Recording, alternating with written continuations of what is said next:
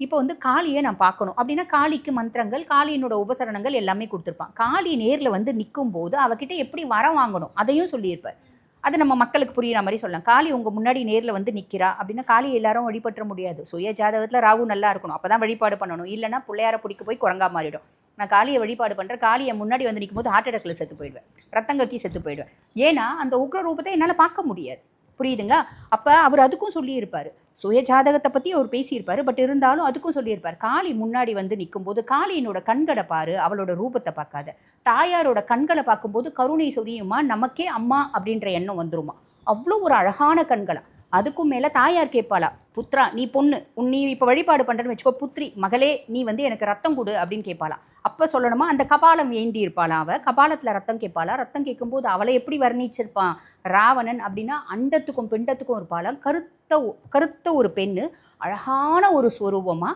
அவள் வந்து பார்த்திங்கன்னா கழுத்தில் 108 நம்ம மண்டை எப்படி இருக்கா அவ்வளோ பெரிய மண்டையோடு மாலை போட்டுட்டு, இடுப்பில் வந்து பார்த்திங்கன்னா துண்டிக்கப்பட்ட கைகளோடும், ஒரு தளத்தில் வந்து ஒரு கையில் துண்டிக்கப்பட்ட தலை, அதுலேருந்து ரத்தம் வழியுமா, அந்த ரத்தத்தை இன்னொரு கை பிடிக்குமா, அப்படி அவளோட மொத்த கைகளையும் வர்ணிச்சிருப்பார். புரியுதுங்களா? அப்போ அவர் என்ன சொல்லுவார், நீ ரத்தம் கொடுக்கறதுக்கு முன்னாடி காளிக்கிட்ட ஒரு வார்த்தை கேட்கணும். நான் ஒரு சொட்டு ரத்தம் தான் கொடுப்பேன், அதை நீ ஒரு கபால நிரம்பியதான் நினச்சிக்கணும், பாவிச்சுக்கணும். நான் எப்போ கூப்பிட்றனோ அப்போ தான் நீ வரணும், நான் எப்போ வேணான்றனோ அப்போ போகணும். இந்த மாதிரி நிறைய விஷயங்கள் சொல்லியிருப்பார். இதெல்லாம் அப்பேற்பட்ட ஸ்வரூபத்துக்கிட்ட நம்மளால் கேட்க முடியுமா? ஆனால் அவரோட வழிபாட்டு முறைகள் அத்துணையும் வந்து பாருங்கம்மா ரொம்ப துல்லியமாக இருக்கும், ரொம்ப துல்லியமாக இருக்கும். அப்படி ராவணனை பற்றி பேசணும்னு நம்ம பேசிகிட்டே போகலாம். ஆமாம், இருந்தாலும் எதுக்கு சொல்கிறேன் அப்படின்னம்மா, நம் முன்னோர்கள் எல்லா வழிபாட்டு முறைகளுக்கும் ஒரு தெளிவான விளக்கமும் தெளிவான உரையும் இப்படி தான் செய்யணும் அப்படின்னு கோட்பாடுகளோடு கொடுத்துருக்காங்க. அதில் ஒன்று இந்த பஞ்சபூத விளக்கு, அதில் ஒன்று தான் இந்த அகல் விளக்கு. அகல் விளக்குனோட தாத்பரியமே அதுதான். இப்போ ஒரு சிலர் வந்து பாருங்கள், அது தெரியாமல் நம்ம 5 விளக்கு ஏற்றலாமா, ஏற்றுறது தப்பு இல்லை.